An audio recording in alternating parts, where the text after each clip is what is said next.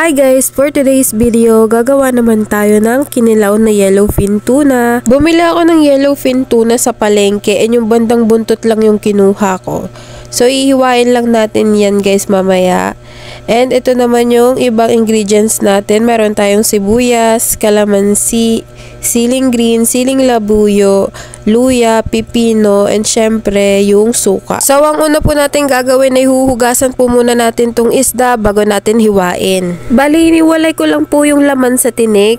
Pagkatapos po niyan, hindi po natin isasama yung balat at saka yung medyo dark na laman ng isda dahil yun daw po ang nagpapalansa kapag gumagawa ng kinilaw. Ayan, pagkatapos po natin itong mahiwa, ay huhugasan po natin ito sa suka. Ginagawa po natin ito para mabawasan pa po yung lansa ng ating isda. Pagkatapos po itatapon natin yung pinaghugasan and then maglalagay na po tayo ng panibagong suka. Maglalagay na rin po tayo ng ibang sangkap tulad ng luya.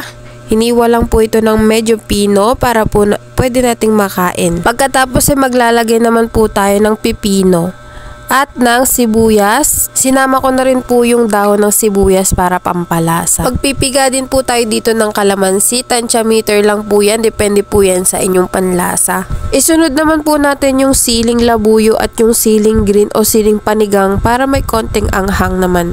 At maglalagay na po tayo ng pampalasa nating asin at seasoning granules.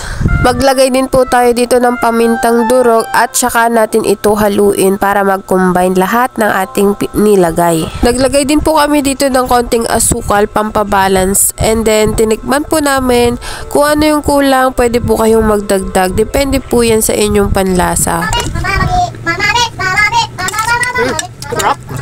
At ready na ang ating kinilaw na yellowfin tuna. Maraming salamat sa panonood. Follow for more!